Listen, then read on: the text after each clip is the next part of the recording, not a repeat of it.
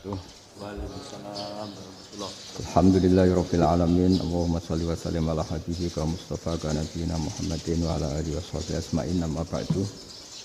Yang kita hormati Bapak Rektor UMN Dr. Fauzan MPD, Bapak Suparto, Bapak Haris, Bapak Stardi dan Bapak Irwinto, juga Direktur Telkom Bapak Mungkas, teman-teman UMM dan semua yang mendengar yang kami hormati. Ini ngaji itu harus objektif itu jujur. Jadi bisa saja korbannya ya saya, bisa rektornya, bisa semuanya. Tapi korban dengan makna yang bagus. Karena di antara saran Al-Quran, Allah ngendikan kalau belajar atau mencari nasihat atau mencari kebaikan apa saja, itu diistilahkan walau ala anfusikum awil walidaini wal aqrabin, meskipun ketentuan itu merugikan kamu. Jadi ketentuan apapun yang merugikan kita harus tetap kaji meskipun itu tidak menguntungkan kita. Karena banyak problem, mulai dulu sebenarnya problem itu orang yang wakam da'in yadda'i annahu da'a ilallah tapi hakikatnya yad'u ila nafsih. Jadi banyak dai yang mengklaim dirinya mengajak ke Allah dan Rasul tapi sebetulnya hakikatnya mengajak ke kelompoknya sendiri. Saya ini termasuk kiai yang masih orisinil. Artinya orisinil gini, suatu saat atau kapan saja saya kok sudah tidak laku jadi kiai, asal Islam jalan tetap senang, karena nggak penting yang populer saya apa enggak itu tidak penting, yang penting agama ini tetap jalan. Sama, negara ini harus jalan siapapun presidennya. Ya, ini penting saya utarakan karena perbedaan antara nafsu dan komitmen beragama itu tipis sekali. Sehingga dulu pernah ada cerita, ini bukti keadilan Rasulullah SAW. Pernah suatu saat Nabi itu ngaji, yang ngaji seperti ini.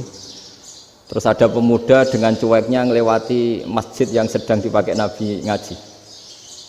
Singkat cerita semuanya ngomel ya, bergumam. Celaka betul pemuda itu, ada Nabi ngaji kok tidak ikut ya.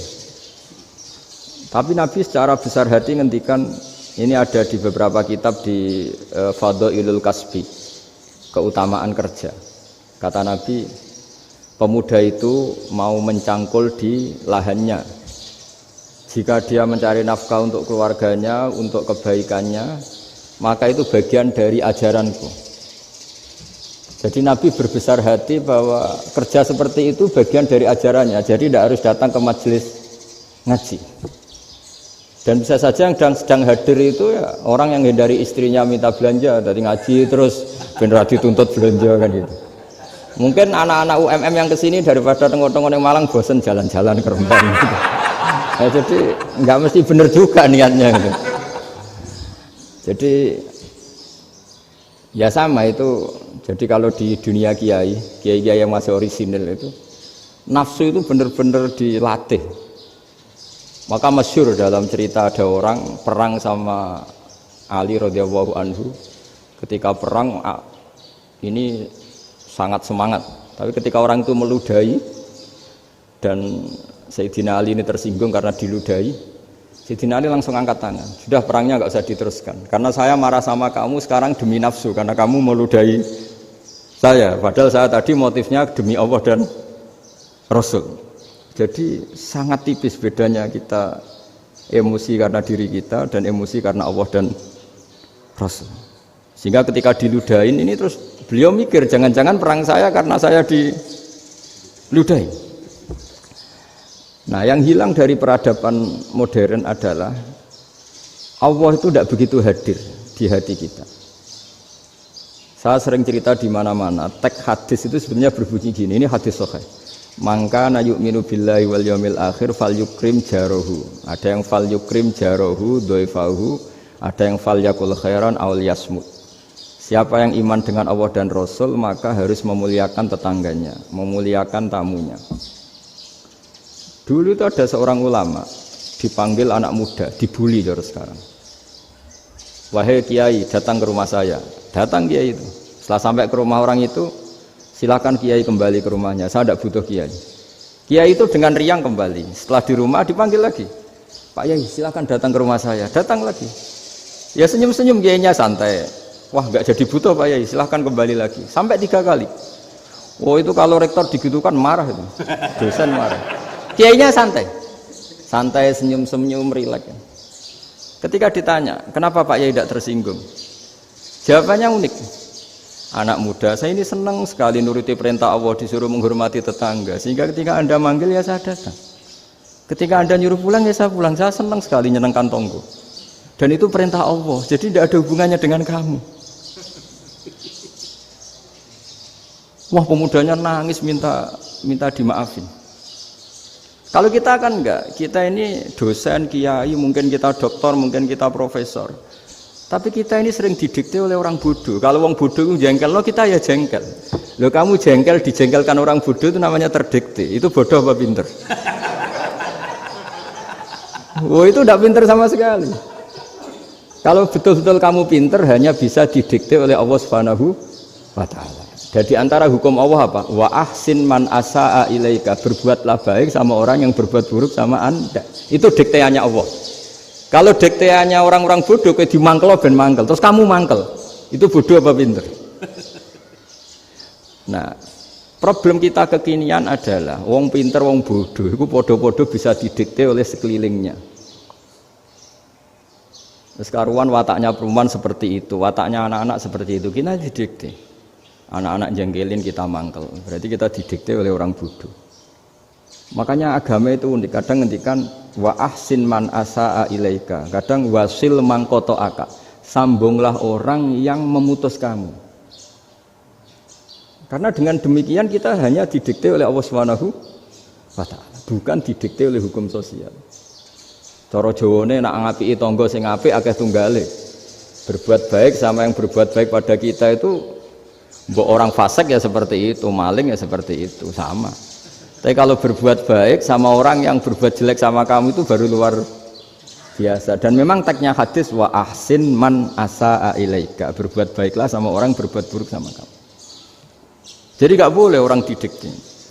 Makanya ngaji di sini diantaranya saya akan cerita dalam sebuah hadis sahih, dalam hadis hasan yang diriwayatkan Imam Tirmidzi ada kalimat dari Rasulullah SAW. Dawe Nabi la takunu imma'atan taquluna in ahsanan nasu ahsanna wa in dzalamu dzalamna walakin watti'u anfusakum in ahsanan nasu an tuhsinu wa in asa'u alla tazlimu.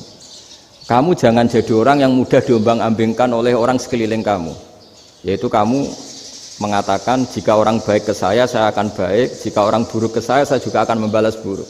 Itu namanya Anda didikte. Tapi berkomitmenlah kamu akan berbuat baik meskipun orang lain berbuat buruk.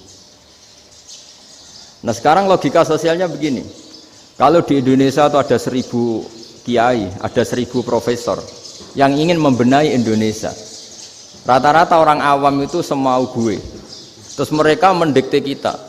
Perilakunya agak simpatik, perilakunya jengkelin. Terus 1000 profesor ini ikut jengkel. Itu kira-kira jadi solusi apa goblok bareng? Sama 1000 kiai ini ikut jengkel, ini jadi solusi apa goblok bareng? Goblok bareng. Nah problem sekarang kita ini biasa didikte orang bodoh.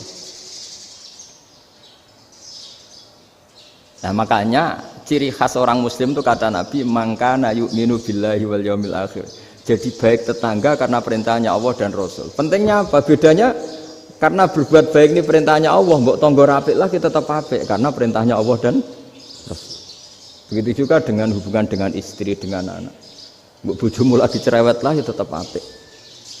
Karena dengan cara itu kita hanya tunduk kepada Allah dan Rasul. Tapi kalau kamu, istri saya kalau baik ya saya baik, kalau enggak ya enggak. Berarti Anda didikte oleh perilakunya dia. Itu latihan, ya kalau dalam bahasa pondok, latihan jadi wali itu yang paling berat. Nabi itu kalau sama orang munafik itu sabarnya Masya Allah. Padahal Nabi berso kalau orang itu orang munafik.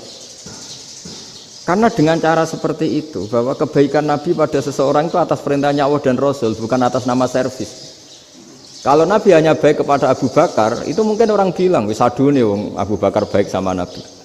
Tapi kalau Nabi baik sama orang munafik, Abdullah bin Ubay bin Salul, itu kalau nggak perintahnya Allah dan Rasul itu nggak bisa. Nah ini cobalah berlatih seperti itu sehingga kita tidak mudah didikte. Ya saya ulang lagi nggak mudah apa?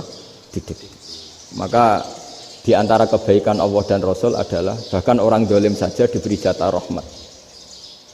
Makanya tadi seperti mukadimah yang dibaca Pak Haris tadi, agama ini rahmatan lil alamin. Orang yang dolim saja dapat jatah apa? Rahmat, apalagi yang soleh.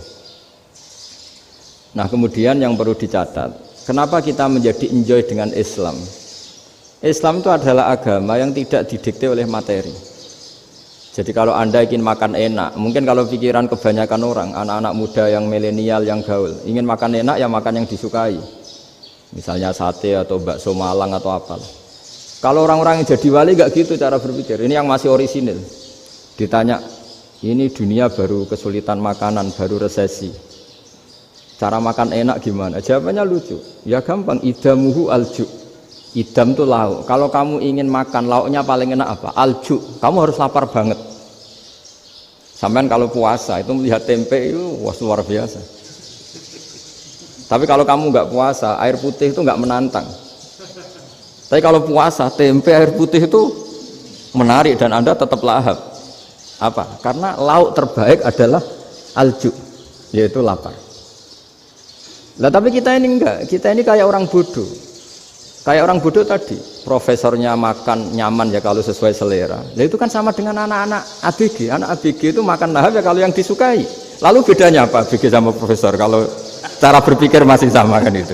Kiainya juga gitu. Kiai makan enak kalau yang disukai, kalau enggak. Lalu bedanya apa kiai sama orang awam?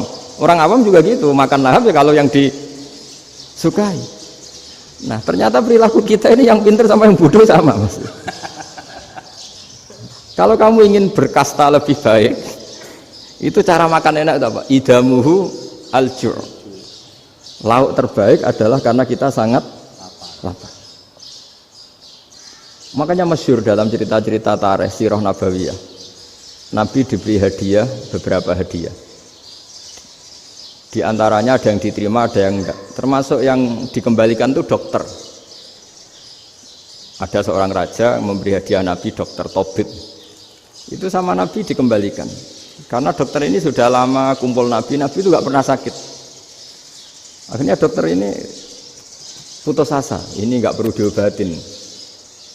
Ketika ditanya kenapa ya Rasulullah engkau gak pernah sakit, karena kita ini kaum, kita ini komunitas masyarakat yang tidak akan makan kecuali lapar, dan kalau sudah makan berhenti sebelum kenyang.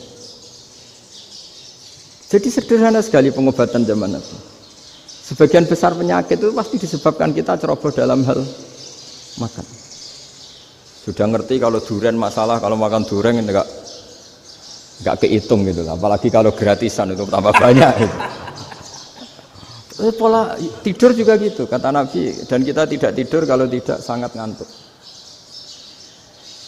Nah, itu namanya orang-orang soleh yang sudah tidak didikte materi. Kalau yang didikte materi kan bisa tidur nyenyak kalau kasurnya enak, AC gini-gini. Sebenarnya enggak, tidur enak itu ya kalau sangat ngantuk. Mbok di gudang, mbok di bis, kalau sangat ngantuk ya semuanya ya enak. Sama, mbok lapar, mbok hanya tempe, tapi kalau sangat lapar itu ya enak. Nah ini ilmu yang mulai hilang, ilmu-ilmu yang mulai hilang. Nah, cara ibadah juga gitu. Kita ini kan, saya ini punya bapak kiai, mbah kiai. Punya guru yang sangat alim ya seorang Kiai Memun. Itu dulu kita pengkaji ilmu itu tidak pernah tahu bedanya NU dan Muhammadiyah. Karena dulu Mbah Darwis itu Kiai Dahlan itu dulu ngajinya bersama Mbah Hasyim ketika di Indonesia yang ngaji Mbah Soleh Darat. Mbah Soleh Darat itu dulu ngajinya sama buyut saya ke-6 namanya Mbah Soleh Asnawi di Kudus. Mbah Soleh Darat itu dulu alim-alimnya orang Jawa ya Mbah Soleh Darat. Soleh bin Umar. Tempatnya di Semarang, tapi beliau itu sebenarnya orang Jepara yang dekat Kudus. Setelah di Mekah, Mbah Hasyim ini mondoknya ya, mulazimnya ke Syekh Mahfud Termas. Tapi sesekali ke Syekh Khotib Minangkabau. Nah, yang Mbah Ahmad Dahlan lebih sering ke Syekh Khotib Minangkabau, sesekali ke Mbah Mahfud. Singkat cerita, karena Syekh Khotib Minangkabau sudah modern ya, terlibat organisasi dunia. Pas itu beliau pengagum Muhammad Abduh, pengagum Rasid Ridho. Sehingga bawaannya Mbah Dahlan itu lebih pergerakan karena beliau lebih ngidolakan Syekh Khotib. Nah, Syekh Khotib sendiri sebenarnya orang Minangkabau. Jadi beliau namanya Muhammad saja sebenarnya. Jadi menantunya orang Arab. Oh, itu dicibir mertuanya ini karena punya mantu orang Jawa, orang ndak Arab. Singkat cerita terus si mertuanya bilang gini, kamu jangan pernah bilang kalau orang Arab itu mansa kanal Arab, orang yang bertempat di Arab. Walakin man takallama bi arabiyyin fasihin, tapi orang bisa ngomong Arab secara fasih. Singkat cerita, kalau kamu tidak percaya, nanti suatu saat menantu saya kalau Jumatan, tidak usah kamu kasih tahu, langsung suruh jadi khotib. Nggak usah kamu kasih tahu, sarannya tidak usah kamu kasih tahu. Kalau sekarang kan enggak. Kalau dosen mau jadi khotib kan mengumpulkan materi dulu. Lucunya di antara materinya itu dari TV, makanya jadi ribet kan khutbah sekarang. Kalau musim corona ya akan ngomong corona, musim apa yang ngomong apa. Jadi lagi-lagi didikte oleh media. Sebenarnya kalau ngomong kan sesuai kebutuhan umat, ini obatnya apa. Tapi enggak sesuai trending topik, itu kan kayak anak-anak gaul. Ini dokter kok gitu kan aneh. Singkat cerita si khotib ini enggak dikasih tahu, saya Muhammad tadi enggak dikasih tahu, langsung disuruh khutbah. Fatakallama bikalamin fasihin. Dia ngomong fasih sekali. Bahkan ngalah-ngalahi fasihnya orang Arab asli.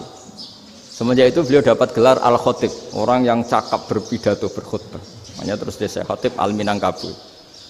Jadi orang Indonesia itu luar biasa.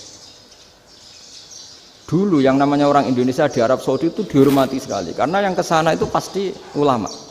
Sudah alim di Indonesia kesana, termasuk Mbah Ahmad Dahlan, Mbah Hasyim dulu karena sama-sama muridnya Mbah Soleh Darat. Lama-lama yang kesana itu TKI TKW itu ya mulai agak dibully. Dulu Syekh Nawawi di antara ijtihad yang dihormati itu beliau mengkritik nyuwun sewu orang yang kan orang biasanya normalnya kan muji orang mati syahid. Hebat orang mati syahid itu hebat gini. Oke, kita sepakat orang mati syahid itu hebat. Tapi kata Imam Nawawi dengan syarat niatnya itu li'ila'i kalimatillah dan itu bawaan takdir. Saya ulang lagi, itu bawaan takdir, harus mati di medan perang. Tapi tidak boleh seseorang ini niat perang tapi niatnya supaya syahid. Karena kalau begitu berarti dia berniat supaya menjadi maktulal kafir, orang yang dibunuh orang kafir. Kedua, dengan dia mati berarti pasukan Islam berkurang.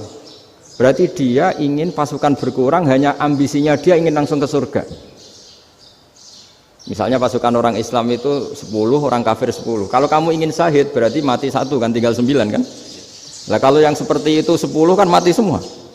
Gara-gara ingin syahid akhirnya perangi rapati tenanan, benang mati, benang mlebu swarga. Kata Syekh Nawawi, ya enggak. Kalau kamu perang sama orang kafir ya niat menang. Dengan niat menang ini kamu ingin li'ila'i kalimatillah. Tapi kalau kamu ingin syahid berarti kamu menuruti keinginan nafsu kamu yang cepat masuk surga. Itu orang Arab kagumnya bukan main. Karena di mana-mana orang itu dinilai dari niatnya. Paham ini ya? Tapi perang loh ya, dalam kondisi perang, bukan teroris. Perang itu artinya orang kafir yang ingin bunuh kita, itu perang namanya apa? Perang. Dulu orang cerita syahid itu hanya pokoknya syahid itu hebat, pokoknya syahid itu hebat. Syahid di medan perang itu hebat, pokoknya syahid di medan perang hebat. Tapi ketika Syekh Nawawi memberi penjelasan ilmiah, jika kamu perang ingin cepat mati, ingin cepat syahid, artinya ini untuk pemenuhan diri kamu, karena kamu bayangkan langsung masuk surga. Kamu lupa bahwa dengan kamu dibunuh, kekuatan Islam berkurang. Akhirnya beliau memberi penjelasan, syahid itu bagus, itu sebagai takdir. Hanya takdir itu kita perang yang ingin menang, tapi takdirnya mati. Jangan dibalik, oleh perang rapati tenanan, benang mati, namun lebu. Itu yang pertama, termasuk ulama yang pertama memberi penjelasan itu Syekh Nawawi.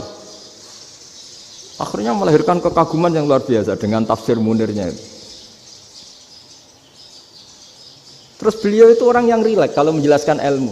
Ini ya juga guru-gurunya Mbah Hasyim, Mbah Guru sama Mbah Hasyim, sama Mbah Ahmad Dahlan Syekh Nawawi. Jadi dulu yang alim di Arab itu ada Syekh Nawawi, ada Syekh Khotib Minangkabau, ada Syekh Bakir Jogja, ada Syekh Mahfud Termas. Itu Orang Indonesia banyak sekali yang alim. Bahkan diantaranya yang dikagumi Al-Azhar itu juga orang Indonesia, nama Syekh Abdul Manan, itu mbahnya Syekh Mahfud Termas. Itu pertama ada duta besar Indonesia di Mesir, itu termasuk barokahnya Mbak Abdul Manan tadi, itu juga orang Indonesia.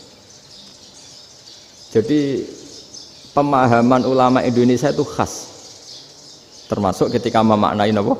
Syahid. Ketika memaknai apa? Syahid. Itu unik. Ketika Senawawi diuji dulu itu yang namanya ulama diuji dulu oleh 100 ulama. Jadi dulu ya ada kompetisi. Imam Bukhari diakui jadi ahli hadis itu diuji oleh mi'atu muhaddisin, 100 orang ahli hadis, sanad dibolak-balik, matanya dibolak-balik, tapi beliau tetap bisa mengembalikan proporsi sanad itu. Senawawi pernah diuji gini. Ayul afdol al ulama awe salatin. Keren mana ulama sama raja atau sama orang-orang kaya, sama penguasa? Ya keren ulama. Terus dibully sama orang. Tapi setahu saya banyak ulama yang antri di rumahnya raja, tapi saya tidak tahu melihat raja antri di rumahnya ulama. Kan kebanyakan kan mungkin ustadz atau kiai yang antri ngajukan proposal kan enggak. Nah, kalau raja kan enggak pati itu, malah enggak usah antri, kiainya sudah nyambut sebelum datang. Jawabannya lucu Senawawi itu, dan yang tanya itu langsung diem. Ya karena ulama itu tahu fungsinya uang, sehingga cara nyari sampai seperti itu. Sementara raja-raja itu tidak tahu fungsinya ilmu, makanya tidak pernah sowan ulama. Sehingga jadi ya dianggap enteng saja. Ulama kan tahu fungsinya uang, tahu untuk pondok, tahu masjid. Sementara raja tidak tahu fungsinya ilmu. Jadi itu khas Jawa ya. Khas Jawa, khas Indonesia. Apa-apa yang menurut orang banyak dengan tanda kutip itu buruk atau baik, itu orang Jawa menafsirkan tuh gampang saja. Sehingga semenjak itu Jawa itu dipandang betul. Saya punya kitab namanya Qadhayal Haji wal Umrah.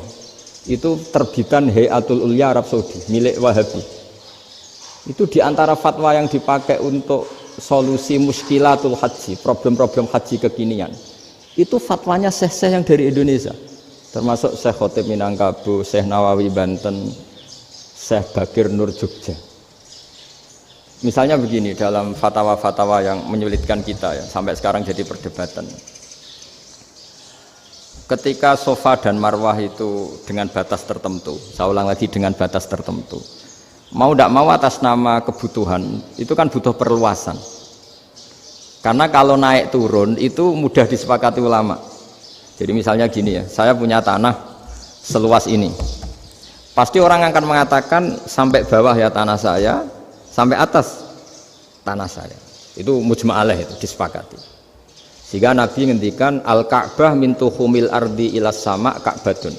Ka'bah sampai ujung bumi, sampai ke aras semuanya Ka'bah. Sehingga tidak ada perdebatan ulama ketika Masjid Haram di tingkat, kemudian yang di atas sholat. Tetap dia menghadap Ka'bah. Tidak harus diluk melihat di bawah, enggak. Karena Ka'bah sampai langit. Sama, tanah Anda kamu tingkat sampai 10, enggak ada tetangga protes. Karena bawah sampai atas tanah Anda. Tapi kalau diperluas, tanah Anda kamu luaskan setengah meter saja atau 3 cm saja, iso geger mbek tonggo. Karena di mana-mana batas itu ya tadi, kalau atas bawah miliknya, kalau samping enggak. Pertanyaannya, perluasan Mina itu ke samping, perluasannya Matof yang Mas'a itu juga ke samping. Geger kan ulama dunia. Bagaimana hukumnya Mina Jadid, Mina yang diperbarui atau Mina yang diperluas? Itu diantara rujukan baik yang membolehkan maupun yang menentang. Itu ya syekh-syekh Indonesia. Itu orisinal tuh. Saya punya kitab orisinal terbitan Hayatul Ulya, kira-kira ya kemenaknya Arab Saudi kalau di Indonesia itu. Itu yang dirujuk dawuh Syekh Nawawi, dawuh Syekh Khotib Minangkabau. Karena apa? Ada logika khas Jawa. Misalnya begini. Meskipun saya tidak perlu fatwa Mina Jadid sah apa enggak, memang jadi perkhilafan ulama. Misalnya kampung ini dinamai Mina. Pertanyaannya gini, tanah yang di samping ini bisa milik Anda apa enggak? Ya bisa Gus kalau dibeli atau dihibahkan. Berarti tanah di samping Anda menjadi milik Anda karena ada proses pengambil alian lewat beli maupun hibah. Nah masalahnya ini negara itu berhak menganeksasi atau memasukkan ini sebagai mina. Itu ulama Jawa kalau ditanya alasannya apa? Fa innal muttasila bis-syai' hukmu dzalika syai'. Karena yang gantet, yang mutasil itu bisa dihukumi seperti sesuatu itu. Jadi kalau ini mina, ya yang gantet mina ini ya bisa dikatakan mina. Beda dengan membuat mina Malang mina, wah itu tidak bisa, tidak mutasil kan? Itu enteng sekali ulama Jawa. Satu ya tentu karena kebutuhan, tapi asal masih al-muttasilu bihi, yang masih tanah yang masih mutasil dengan. Nah, ketika perluasan mas'ah antara sofa dan marwah kan misalnya ini batas luasnya sofa, ini batas luasnya marwah. Lalu atas nama kebutuhan, sofa marwah itu sampai sini. Sampai agak meluas ke sini. Itu geger Arab Saudi. Wah, ini gimana? Padahal tawaf itu harus antara gunung sofa dan gunung marwah. Sa'i itu ya. Tapi kalau istilah Quran memang tawaf sama-sama. Makanya apa? Inna sofa al-marwata min sya'airillah faman hajjal baita wa i'tamara fala junaha alaihi ayyat tawafa bima. Jadi kalau istilah sa'i di Quran itu masih tawaf. Karena harus ada, kalau bisa lah, bukan harus. Kalau bisa memang harus ada unsur muternya. Kita kalau sa'i kan dari sini sofa sampai sini marwah. Terus kan agak muter ke sini. Nah, kan agak membentuk lingkar. Makanya Quran tetap mengistilahkan apa? Tawaf. Jadi bukan sini ke sini terus sini ke sini kan enggak, tapi sini sampai sini terus muter kan terus sini. Jadi antara setar dan selama ini prakteknya kan gitu ya, sofa ngambil sini terus ke sini terus agak muter. Nah, karena ada unsur agak muter ini terus orang menyebut apa? Tawaf. Tapi itu bukan syarat sah, ini cerita ideal. Saya ulang lagi ya, Gunung Sofa itu puncaknya atau pucuknya kalau dalam bahasa Jawa itu ya hanya segini, ini sampai sini. Nah, kelompok Islam yang fikih keras nggak boleh diperluas karena Allah memilih tempat ini itu spesial, jadi nggak boleh ke yang lain.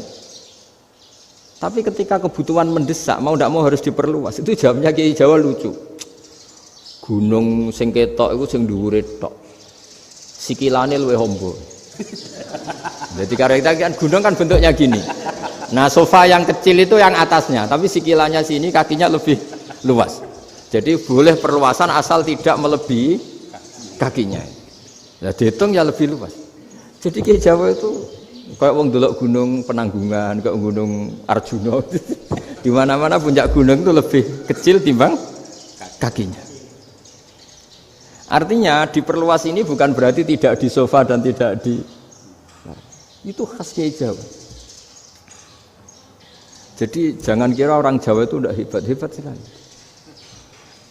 Termasuk perkembangan hotel di Arab Saudi. Itu dulu sebelum ada hotel, buyut saya kelima atau keenam dulu haji, namanya Badur Rahman. Itu kalau mau ingin apa ya, menghindari terik matahari itu masuk gua. Itu masuk gua itu hanya separuh badan, kakinya di luar. Jadi jangan bayangkan kalau gua di Indonesia kayak gua Akbar di Tuban orang bisa masuk jalan-jalan, enggak. Gua di Arab itu kayak cepitan batu, tidak sampai masuk. Sehingga kepalanya dimasukkan, kakinya masih kena matahari, saking panasnya Arab Saudi. Sehingga dalam bayangan hijrah ketika Nabi bersembunyi di gua apa? Sur, itu kata Abu Bakar, kalau orang kafir melihat kakinya pasti melihat kita karena nggak bisa masuk penuh. Jadi orang itu mau dempes tok. Sehingga ya kira-kira luasnya gua ya paling segini. Makanya guyonannya kiai-kiai itu untung nggak kayak gua Indonesia. Kalau kayak gua Indonesia laba-labanya capek karena luas sekali. Jadi jangan bayangkan gua Arab tuh kayak gua Indonesia. Makanya bayangannya andai kan orang itu melihat ke bawah pasti melihat kita karena orangnya nggak bisa masuk penuh. Nggak bisa masuk 100%. Ya kayak cepitan batu lah mirip. Itu kan mirip Gunung Uhud. Gunung Uhud kata Rasulullah, nanti kalau kamu perang itu di atas, menang atau kalah di atas. Musuh biar di bawah. Dengan di atas kamu bisa manah. Jangan bayangkan kayak Gunung Merapi, kayak Gunung Penanggungan. Lah kalau Gunung Penanggungan mana ke bawah yang leyang kan? Jadi gunung di Arab itu kayak bukit. Ya sampean pernah kan ke Uhud itu ya sama ini aja tinggi ini kan? Lah ini yang mulai ada mis. Makanya nerjemah itu susah di Indonesia. Karena jabal itu udah harus tinggi. Kalau tinggi nggak bisa manah dari atas ke bawah kan nggak ngefek kan? Sampean kalau ke Uhud gunungnya kan pendek sekali sehingga yang mana dari atas ke bawah ya kalau kena musuh ya celaka karena memang dekat. Ya kalau gunung Indonesia mana dari atas ke bawah yang keleyang nggak ngefek. Nah itu susahnya nerjemah bahasa Arab ke kita. Jadi apa ya? Transkrip itu nggak gampang karena ada pengertian yang beda. Kita kalau bilang gunung itu tinggi sekali. Sampai banyak mahasiswa tersesat ya saking tingginya. Kalau orang naik Uhud nggak akan tersesat, wong ketok dari bawah itu. Nah ini pentingnya ngaji ya. Jadi akhirnya ulama-ulama Indonesia itu dipakai rujukan. Jadi mulai Mbah Hasyim, Mbah Ahmad Dahlan sampai era buyut-buyut itu masih orang alim. Lama-lama yang di Indonesia ini orang-orang yang bodoh. Sehingga orang Jawa kalau ke sana dibully, ya Jawa tak kulu khaya. Orang Jawa itu penggaweannya itu makan ular. Karena belut itu kalau di kamus itu persis ular. Dulu itu kan kamus tidak full color. Gara-gara gak full color, gambar belut sama ular itu sama. Belut itu belut sama ular kalau gak full color gambarnya sama apa enggak? Sama. Terus orang Jawa itu kan masih banyak yang makan bajing itu apa? Ketupai itu. Bajing kalau digambar tidak full color sama dengan tikus. Gambar yang tidak warna hitam putih. Sehingga kita ini dibully pemakan tikus dan pemakan ular. Karena belut itu persis ular kalau digambar yang tidak full color. Sampai datang Syekhona Khalil, datang ulama. Ngarang kitab ya judulnya Al-Belut. Karena enggak terima bangsanya dinyek makan apa? Ular. Terus dikarang. Wal belut hayawanun bakhriyun terus ya isu fi kadza wa kadza. Itu beda dengan al-hayyah. Itu diterangkan. Mulai bisa nerima. Terus sistem hotel juga gitu. Sampeyan tanyakan dalam sejarah dulu orang Sedayu ada namanya Syekh Mukhtar. Syekh Mukhtar bukan bikin rumah besar yang siapapun orang Indonesia haji itu nempat di sana. Nah ini itu yang menginspirasi akhirnya ada hotel. Dulu Syekh Mukhtar hanya menyediakan untuk hujat-hujat Indonesia. Lama-lama jadi hotel. Nggak mau saya mau cerita. Kata Mbah Mun sering cerita. Kenapa wa ma arsalnaka illa rahmatal lil alamin, kata Mbah Mun. Allah itu pasti bikin ulama yang tidak produk Arab itu pasti ada. Kalau orang Arab jadi ulama wajar, bahasanya Arab, domisilinya di Arab. Tapi Allah akan selalu bikin ulama yang tidak bangsa Arab. Imam Ghazali itu Tus itu Persia. Imam Bukhari itu kira-kira kalau sekarang ikut Uzbek. Ya. Imam Bukhari itu kalau negara sekarang ikut mana? Uzbek. Kenapa demikian kata Mbah Mun? Karena Allah sudah ngendikan wa ma arsalnaka illa kafatal linnas. Manusia semua ini kena khitabnya Islam. Kalau tidak ada ulama yang dari berbagai negara, kesannya Islam itu hanya milik orang Arab Saudi. Makanya Allah selalu bikin ulama-ulama yang bahkan tidak Arab. Termasuk Imamul Muhaddisin, yaitu Imam Bukhari, itu orang Uzbek, orang Rusia lah kalau sekarang ikut Uni Soviet dulu. Imam Ghazali itu orang Persia. Syekh Nawawi itu orang Banten. Karena Allah ingin memaklumatkan bahwa Islam ini untuk semua, sehingga orang yang tidak Arab pun bisa belajar Islam, yang alimnya itu nggak kalah sama orang apa? Arab. Makanya ini PR ya. Kalau Gus Dah Ploso nanti ngendikan suatu saat orang belajar Islam itu bahkan orang Arab pun bisa belajar ke Indonesia. Kalau orang Indonesia bisa alim betul kayak dulu. Sekarang banyak liga antar ulama. Itu orang Indonesia pasti masuk. Ulama-ulama top dunia itu pasti orang Indonesia banyak yang masuk. Karena tadi ketika orang Indonesia baca kitab, itu orang Arab itu kagum, kok bisa tidak bahasanya baca secara benar. Bukan sekedar bisa baca secara benar. Karena memang dilatih sedemikian rupa di pondok-pondok. Makanya kita semua lah, yang alim di Indonesia itu kemana-mana ya pasti alim. Dulu putra Mbah Mun namanya Gus Zofur itu tahun pertama ya sudah the best di tahun pertama. Kalau tahun pertama the bestnya ilmunya bawaan dari sarang, dari keluarganya.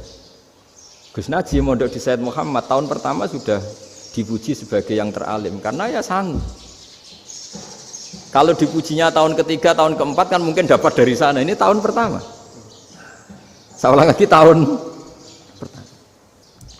Karena pengajaran di Indonesia itu luar biasa di pondok-pondok ini. Makanya kalau dalam anekdot pondok itu cerita-cerita lucu itu. Ada orang Jakarta ngaji, setelah di kelas itu pelengahan terus. Melihat jendela, lihat pintu terus. Lama-lama gurunya marah. Kamu diajarin kok enggak punya sopan, melihat pintu terus enggak memperhatikan guru ya. Anak Betawinya jawabnya lucu. Habis Pak Guru bohong ya. Kenapa ya? Kamu Pak Guru bilang Ja'a Zaidun, Zaid datang. Tak lihat enggak ada yang datang. Setelah itu contoh nasab kan ro'a itu Zaidan. Saya melihat Zaid, saya enggak melihat Zaid. Contoh ketiga yang jar kan maror tu bi Zaidin. Saya berjalan ketemu Zaid. Pak Guru diam di situ enggak jalan-jalan. Jadi saking detailnya Indonesia itu diajari. Kalau rofa Ja'a Zaidun, kalau nasab ro'a itu Zaidan, kalau jar marortu bi Zaidin. Nah si murid Betawi ini karena pertama sekolah, ngiranya gurunya itu cerita Zaid datang, makanya dia ngelihat pintu terus. Mana katanya datang kok enggak datang-datang. Nah dengan latihan seperti itu, kemungkinan orang Indonesia salah itu kecil karena memang dilatih betul. Saya ulang lagi karena memang dilatih betul. Sehingga ketika orang Indonesia ini yang cerita seorang wartawan, ini kisah nyata. Kalau ini tidak anekdot, kisah nyata. Ada wartawan internasional meliput Ramlah itu di Gaza, di Palestina. Wartawan Indonesia ini hanya bisa bahasa Inggris. Dijak ngomong bahasa Arab. Terus dia bilang saya tidak bisa.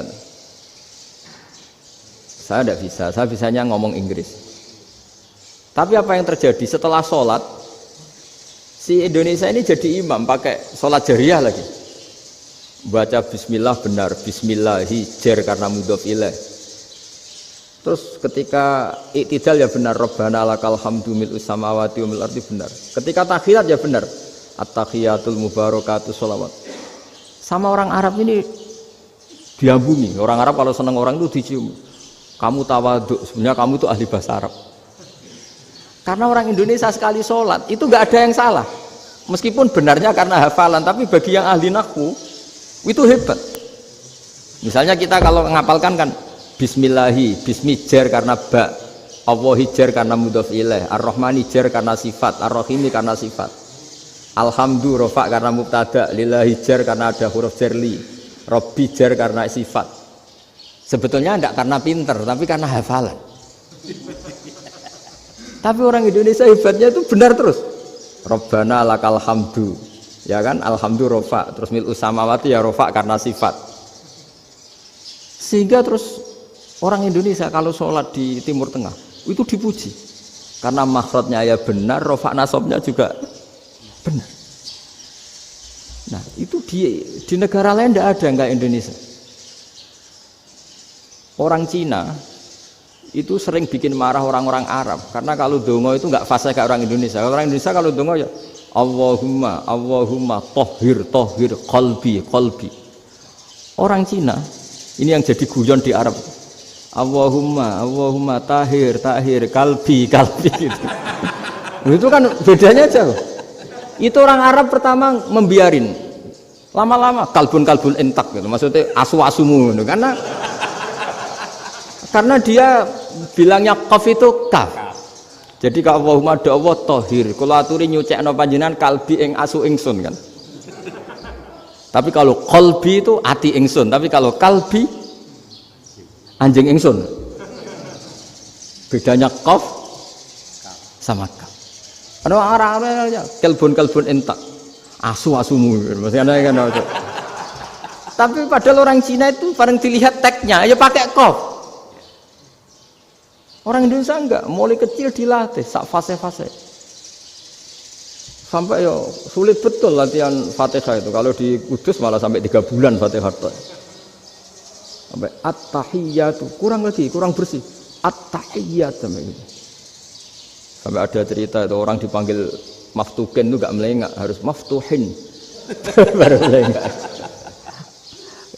Tapi barokahnya itu orang Indonesia kalau dongo memang benar-benar Allahumma tahhir qalbi. Ya Allah sucikan hati kami, bukan tahhir kalbi. Karena sekali jadi kaf itu maknanya anjing saya. Ya Allah sucikan anjing. Jadi ini orang Indonesia. Jadi kata Mbah Mun, dawe Mbah Mun, illaka fatal linnas, bahwa agama ini milik semuanya. Itu diantara bukti Allah menghendaki atau mendesain Islam seperti ini, orang yang belajar di Indonesia itu pengetahuannya Islam, pengetahuannya tentang Islam itu tidak kalah sama yang belajar di Al-Azhar, sama yang belajar di Arab Saudi. Makanya ini PR-nya UMM, PR-nya IAIN, PR-nya UIN. Bisa enggak sealim mereka dalam bahasa Arab? Nah, bahasa Arabnya man anta, ana zaidun. Jangan sampai, karena kita di sana ini kadung dibully. Orang Arab tuh kalau bully kita, sampai tak kasih cerita. Itu ngawurnya Masya Allah. Kata dia, ada anak orang Indonesia haji. Si anaknya orang Indonesia yang dijotos sama anaknya orang Arab. Dijotos, dipukul. Singkat cerita terus si orang Indonesia nggak terima, anaknya yang orang Arab dipukul. Yang balas bapaknya. Orang Arab tanya, lima ada dorobta ibni, kenapa kamu mukul anak saya? Itu orang Indonesia bahasa, wah aku biasa. Jadi hanya bilang gitu. Artinya anak saya dihada ya maka tak ada. Bahasa Arabnya gitu. Anak saya dipukul maka saya balas mukul. Itu orang Arab mantuk-mantuk oh gitu. Paham? Suatu saat ada orang Indonesia itu sama orang Arab itu dilus-lus. Dilus-lus itu ya digini-giniin. Karena dia latihan bahasa Indonesia, latihan bahasa Arabnya itu masih mufrodat. Jadi kalau mengartikan yadun itu tangan, saro itu jalan. Jadi kalau jalan ya saro-saro.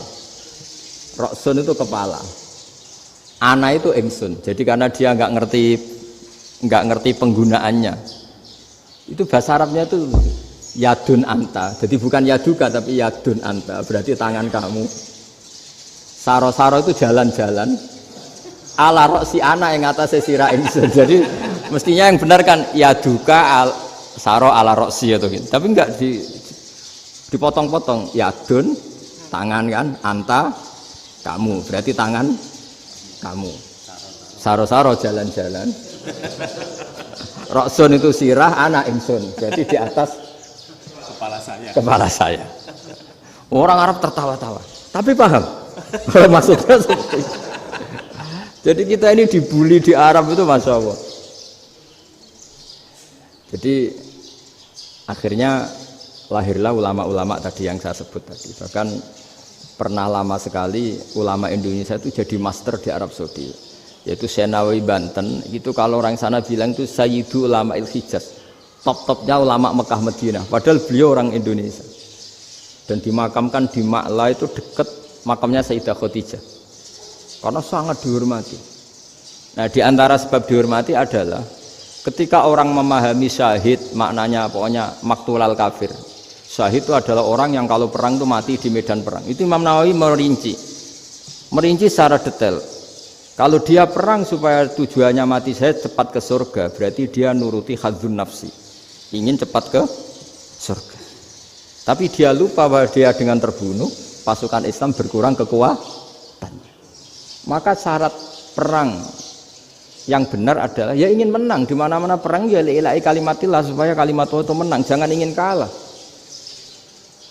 Soal dia mati takdir, tapi jangan ingin mati. Wah, itu terus dikagumi. Ternyata memang oh iya ya, kalau pasukan Islam 10, kafir 10, kita ingin syahid, berarti ya kalau orang ingin syahid kan terus mungkin perangnya ada hati-hati, main ngawur saja terus kalah mati. Sudah kalon satu kan, terkurangi satu kan. Nah kalau semuanya 10 punya niat gitu, nah itu Syekh Nawawi.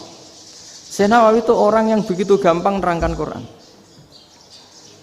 Bahkan ketika orang Arab kesulitan ngartikan famasaluhu kamasalil kalbi intahmil alaihi yalhas atau tatrubuna yalhas. Orang tomak itu ibarat kayak anjing. Anjing itu kamu kasih makan ya tetap melet, menjulur-julurkan lidahnya, kamu ndak ya ndak. Imam Nawawi ditanya, "Ma wajhusibi?" Lalu wajah tasbihnya di mana? Beliau menjawab, "Fit tomak." Jadi anjing punya dua sifat yang berlawanan. Di bab ilmu dipuji. Enggak ada hewan yang mudah menerima ilmu kayak apa? Anjing. Sehingga Quran mengistilahkan wa ma 'allamtum minal jawarihi mukallibin. Hewan yang mudah diajari itu oleh Quran dibahasakan sudah menganjing. Karena anjing adalah hewan yang paling mudah apa? Diajarin. Itu diakui oleh Quran wa ma 'allamtum minal jawarihi mukallibin. Tapi dia punya sifat yang sangat buruk sekali, yaitu enggak pernah puas. Makanya ketika Bal'am bin Ba'ura, ada tokoh yang kedonyan ya, itu kalau diistilahkan Quran walakinnahu akhlada ilal ardi wattaba'a hawa famasaluhu kamatsalil kalbi in tahmil 'alaihi yalhas aw tatrukhu yalhas. Jadi anjing punya dua sifat yang berlawanan. Di bab ilmu dipuji karena paling mudah diajarin. Itu saya pernah ke Malaysia, diceritain sama polisi Malaysia. Anjing itu saking cerdasnya itu bisa deteksi CD palsu sama CD bajakan, asli sama bajakan. Itu kan enggak kebayang. Kalau narkoba mungkin masih ada bau khusus ya. Atau mesiu atau bom masih ada bau khusus. Ini enggak. Anjing itu dilatih ngecek CD yang asli sama yang palsu. Wah itu kebablas itu pinternya itu. Itu harganya itu 1 miliar lebih. Paling mahal. Jadi mungkin bisa deteksi ini dosen betul apa abal-abal itu bisa. Itu kiai betul apa kiai pesanan itu mungkin bisa. Itu saya punya kitab namanya Al-Hayawanul Kubro. Itu cerita prestasi-prestasi hewan. Itu yang berkuras-kuras sampai berjilid-jilid. Itu ya cerita anjing. Tidak ada hewan sebaik anjing. Di bab itu ya, di bab sampai ya tadi ada anjing yang sangat loyal sama majikannya. Loyalnya Masya Allah, sopannya Masya Allah. Anjing itu mbok lama berbakti sama sampean, nggak mau tidur di ruang tidurnya sampean, dia tetap tidur di luar. Corong Jawa nggak ngelama. Suatu saat si raja ini minum, wisata minum. Pas mau minum diterjang sama anjingnya sampai tumpah. Kecewanya raja ini itu karena selama ini anjingnya sopan sekali. Sekedar ganggu di ruangannya nggak pernah, malah ini mau minum, minuman yang disukai diterjang anjingnya tumpah. Marah kan anjingnya di mana? Ternyata apa? Minuman itu anjing ini tahu kalau minuman itu beracun, diracuni oleh musuhnya. Itu saking hebatnya anjing sampai ketika ngawal rajanya itu tidak sekedar ada penjahat atau maling. Bahkan trik-trik kayak minumannya diracun oleh orang lain itu anjingnya tahu. Sehingga pas mau diminum diterjang sampai terus supaya nggak keminum. Makanya Quran istilahkan anjing itu apa? Wa ma 'allamtum minal jawarihi mukallibin. Hewan piaraan yang kamu ajarin nanti sampai sepinter anjing. Makanya Ashabul Kahfi itu ketika ngajak anjing tadi, beliau tidur, anjing itu tidurnya bil wasit. Wakal buhum basitun zira'aihi bil wasit. Jadi dia tidur dalam posisi siaga. Loh coba anjing itu nggak pernah sekolah. Karena dia posisi menjaga, tidurnya itu kayak siaga gini. Bukan ngorok semadep ke atas terlentang, itu enggak. Andai kan dia tidur terlentang itu kan yang mau mengganggu kan, wah sunai turu, itu enggak. Dia tidur posisi siaga, makanya disebut lawit tolak ta'alaihim lawalaita minhum firaron. Kalau kamu melihat anjing itu pasti lari karena dia posisi siap merekam. Jadi tidur tapi posisi siap merekam. Jadi matanya tetap terbelalak kayak siaga.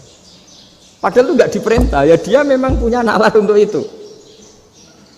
Ini disebut wa ma 'allamtum minal jawarihi mukallibin. Dan dalam teori modern juga gitu. Tapi dalam hukum Islam yang dianut mazhab Syafi'i itu anjing tetap najis.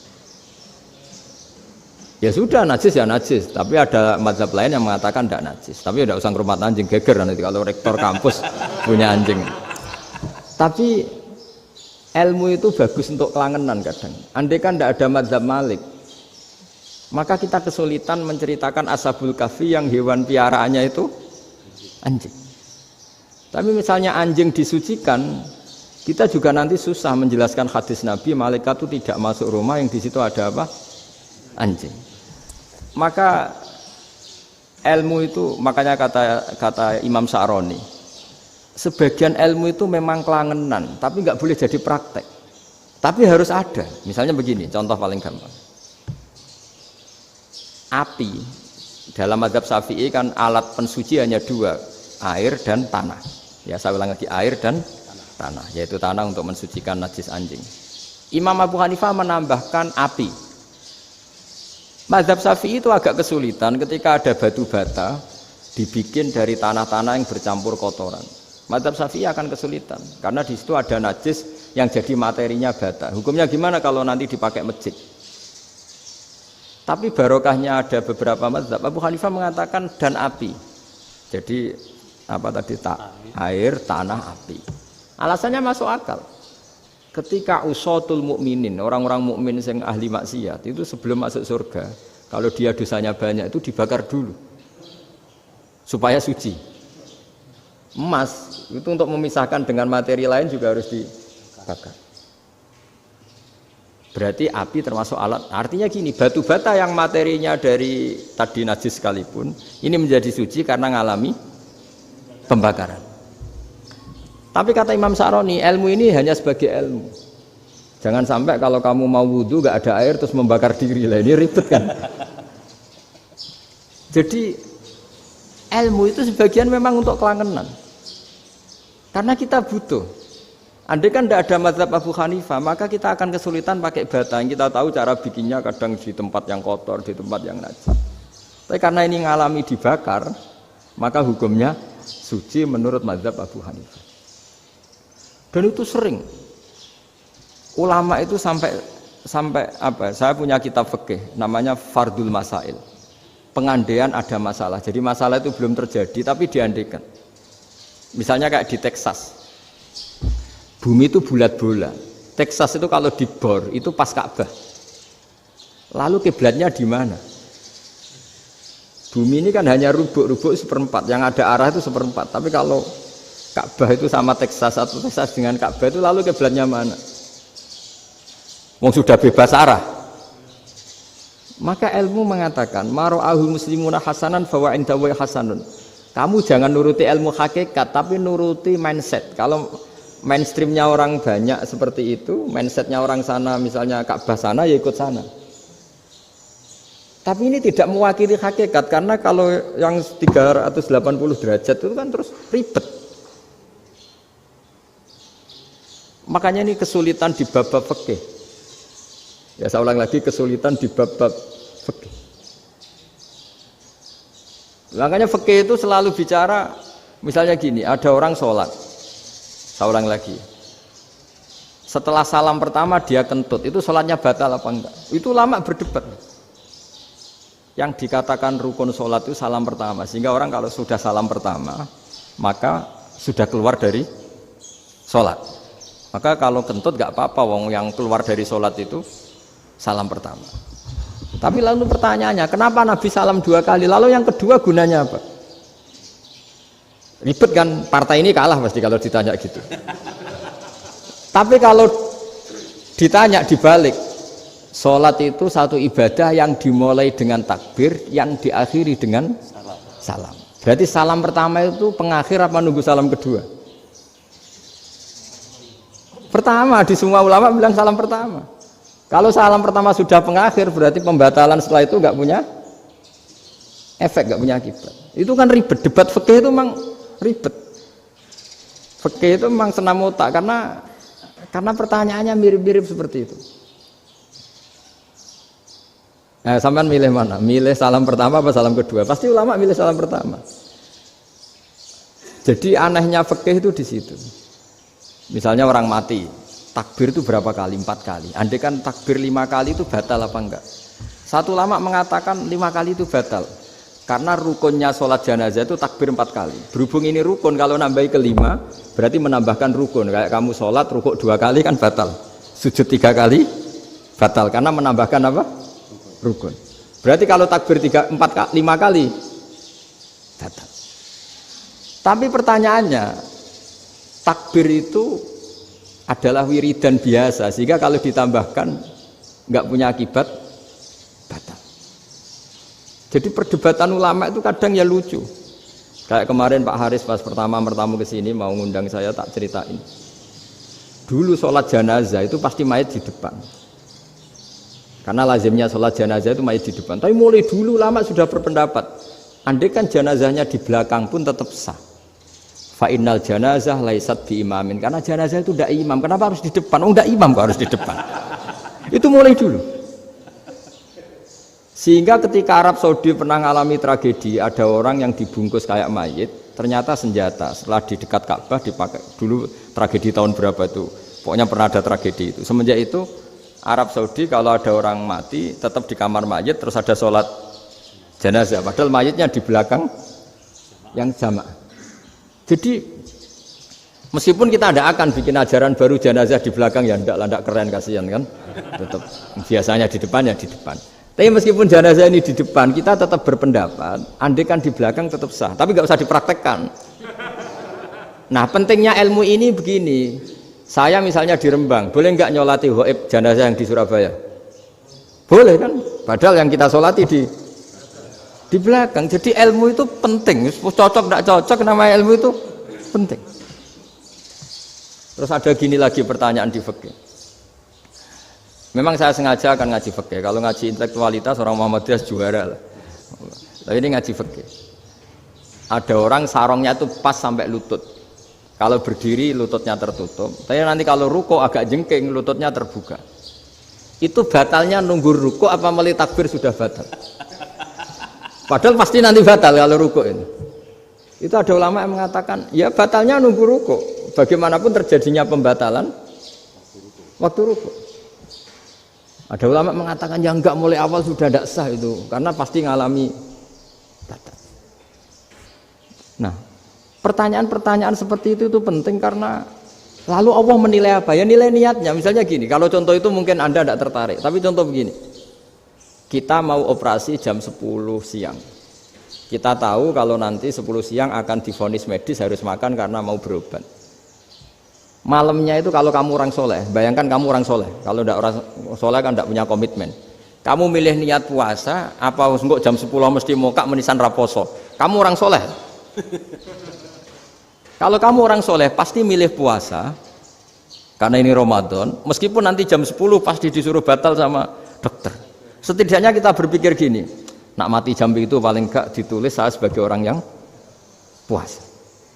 Jadi perasaannya orang soleh itu beda. Kalau orang kok sampean barang menisan raposo kok ya mesti. Sampean tidak pernah berpikir bahwa puasa mulai fajar sampai jam 10 itu luar biasa. Bisa saja kita mati jam 7, bisa saja mati jam 6. Kan ditulis Allah sebagai orang yang berkomitmen terhadap puasa. Terus ada kemungkinan kecil, adalah jam 10 itu dokternya sakit atau nggak jadi ke sana. Berarti kamu kan nggak jadi buka. Kan ya mungkin juga. Sama yang tadi. Delalah sebelum ruko ono wong sing nyarongi sampean. Sehingga sholatnya normal. Kamu tidak menemukan pakaian yang pas, jebule pas setelah ruko, mau ruko, ono wong wah sholatnya kira bener disarongi. Itu agama. Jadi agama itu dimulai dari mana coba? Dimulai dari niat, dari komitmen. Nah sekarang kelirunya kenapa ada garis keras? Agama itu dimulai dari keinginan ideal. Itu yang mulai itu ada orang-orang garis keras. Agama ini enggak, agama ini dimulai dari niat. Sampai ada kaidah agama la yudraku kullu la yudraku kullu. Kalau tidak bisa ideal jangan ditinggalkan sama sekali. Tapi orang enggak, sekarang bayangkan Islam itu ideal. Pemimpinnya ya soleh, masyarakatnya soleh, enggak ada maksiat, enggak ada apa. Dan apa ilmu? Kalau secara ilmu mulai dulu ya ada orang dolim, ada orang soleh. Nabi kurang baiknya. Di angkatan itu ya ada orang munafik. Sehingga ulama itu sudah berpendapat ideal itu piye? Zaman Nabi saja ada orang apa? Munafik. Itu ilmu. Kalau nuruti kelangenan inginnya dunia ya steril, gak ada maksiat, gak ada. Dan agama itu diciptakan Allah itu memang unik. Calon Nabi misalnya, Nabi Musa itu sing rumat Fir'aun. Ketika Nabi Muhammad lahir sing ribet manitia ini Abu Lahab. Orang dosen UMM. Coba. Karena Allah ingin memaklumatkan ke kita bahwa agama ini akan hidup di kondisi apapun. Asiyah, istrinya Fir'aun itu termasuk mukminah yang dipuji Quran. Padahal dia bukan istrinya pengurus NU atau pengurus Muhammadiyah, istrinya Fir'aun. Tapi itu pelajaran bagi kita bahwa orang-orang baik itu tidak harus di lingkungan yang baik. Masjid paling makmur itu kadang di dunia mungkin, ya jangan bakas Mekah Medina itu karuan. Mungkin di antara masjid yang makmur justru yang di Kanada, di Amerika mungkin. Karena merasa minoritas itu perpustakaannya ada, kajiannya ada. Tapi banyak masjid di daerah pesantren yang malah sepi. Karena kiainya tahu jamaah di masjid itu wajib. Itu ada daerah pesantren, saya ulang lagi ada daerah pesantren. Didikon pengajian, monggo nekani pengajian, maca selawat ning omah yo ganjaran padha wae. Ribet kan? Mau dibantah itu benar, mau dibiarin ngerusak tatanan. Jadi saya mohon sekali ya, jadi ilmu itu diperbandingkan supaya perbedaan-perbedaan itu biasa. Dulu Imam Malik itu punya murid namanya Imam Syafi'i. Itu dalam banyak hal. Itu perbedaannya tajam sekali. Ya saya ulang lagi, dalam banyak hal itu perbedaannya tajam sekali. Misalnya begini. Ini terakhir percontohan saya fikih, nanti dikaji sendiri. Ada seorang A'rabi, Ja'a A'rabiyun. Ini di hadis sahih diulang-ulang di semua Al-Kutubus Sittah ada peristiwa ini. Ja'a A'rabiyun ila Rasulillah sallallahu alaihi wasallam faqala ya Rasulullah ahlaktu. Qala wa ma ahlakaka? Qala wa qatu imraati fi nahari Ramadan. Ya Rasulullah, saya ini orang yang rusak. Kenapa? Saya ini hubungan intim sama istri saya ketika masih siang Ramadan. Singkat cerita orang ini dihukum berat sama Nabi. Hukumannya adalah karena dia membatalkan puasa ketika dengan hubungan intim. Sama Nabi dihukum, kamu harus merdekakan budak. Wah, tidak mampu ya Rasulullah, saya tidak punya budak. Jadi ini bukti bahwa agama ini sangat sosial sehingga sebagian kafaroh harus memerdekakan budak. Kamu kalau gitu puasa 2 bulan. Yang baru puasa 2 hari aja kecelakaan malah disuruh puasa 2 bulan. Ya sudah kamu ngasih makan 60 orang miskin. Saya ini orang paling miskin. Kok ini jadi sudah miskin agak hiper lah orang ini. Poso-poso kok gitu. Itu kata ulama kalau orang Jawa gak mungkin makanannya tempe mendoan, gak mungkin itu. Di Jawa itu nggak mungkin lah, ada orang batal puasa karena hubungan intim. Ada istrinya nggak cantik, cerewet, sang lanang mangane mendoan, itu tidak mungkin, kecelakaan itu tidak mungkin. Tidak mungkin itu. Tapi kalau Arab mungkin karena makanannya daging. Singkat cerita, terus pertanyaannya gini, kalau batal biasa itu kan bayarnya puasa 1 hari. Kalau batal, tapi kalau batal pakai hubungan intim, pakai jima kalau dalam bahasa fikih itu kafarohnya berat, yaitu merdekakan budak atau puasa 2 bulan berturut-turut. Pertanyaannya gini, jima istri itu boleh loh tidak zina. Saya ulang, jima istri itu boleh loh tidak zina. Itu kan hukumannya berat. Nah terus Imam Malik berpikir kalau gitu tidak harus jima dong. Poso-poso, ora ana uzur, ora ana apa terus nyate. Esuk mangan bakso tanpa ada alasan syar'i. Hukumnya harus sama dong, karena jima hukumnya boleh, berarti semua iftar, semua pembatalan puasa yang tidak ada udzur syarak maka hukumnya sama, yaitu sanksinya sama. Masuk akal enggak? Masuk akal dalam mazhab Imam Malik. Dalam mazhab Syafi'i enggak. Mulai dulu jima itu beda. Kayak mertamu nih gone wong, mangan iku oleh, tapi nak nggo bojomu mbok jima niku wis nemen ngawure lah. Tetep beda. Dari Imam Syafi'i itu pokoknya beda, jima sama makan itu beda. Lah ya terus setelah itu terus ada pertanyaan, bagaimana kalau makan dulu baru jima? Ribet kan? Makanya itu sampai dibabkan Kitabul Khilafil Fiqhi, bab merekayasa fikih. Makanya itu perdebatannya orang Hanafi sama Imam Syafi'i juga sama. Ada orang jam segini lapar sekali, kalau langsung makan kan kena sanksi. Ya pergi aja dulu, pura-pura ngaji ke Gus Bah gitu. Nanti kan jadi musafir kan? Wah itu sudah boleh itu kan? Padahal enggak. Memang dia pergi itu karena supaya bisa makan. Mau enggak kepikiran ngaji kok tahu-tahu ingin ngaji. Mumpung Ramadan nah. Nah makanya dibabkan, apakah boleh merekayasa fikih? Tapi fikih bisa apa coba? Dengan status kamu musafir, ya memang boleh iftar, boleh berbuka. Nah itu terjadi terus perdebatan ulama menyangkut fikih. Karena memang masalah furu'iyah. Sehingga termasuk perdebatan kita dalam perilaku, misalnya adat orang NU kalau habis salam itu menghadap ke kiblat, karena arah terbaik itu kiblat. Tapi sebagian orang Muhammadiyah atau mungkin semuanya menghadap ke makmum. Itu memang teks hadisnya itu kita yang meneliti hadis itu, semua syarah itu berdebat. Nabi memuji kiblat itu arah terbaik, oke. Tapi di bab itu Nabi itu aqbala alaina, menghadap ke kita. Lalu pertanyaannya, kenapa menghadap ke kita? Ada mengatakan karena Nabi memang punya tradisi kadang ngendikan. Ya tentu dulu istilahnya tidak kultum, nggak ada istilah itu dulu, 7 menit itu nggak ada. Tapi ada ulama yang analisis begini, termasuk kitab Fathul Bari. Nabi itu tokoh sentral, taruh lagi Nabi itu tokoh sentral. Ini kata kitab Fathul Bari, bukan kata saya.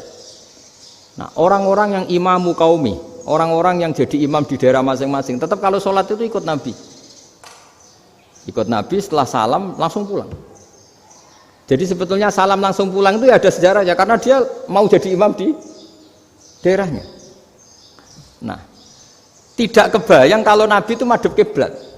Kalau Nabi madhep kiblat, orang yang masbuk yang barusan datang pasti langsung usolli misalnya fardhu isya'i misalnya. Terus makmum Nabi, padahal Nabi sholatnya sudah selesai. Jadi intinya gini kata Fathul Bari.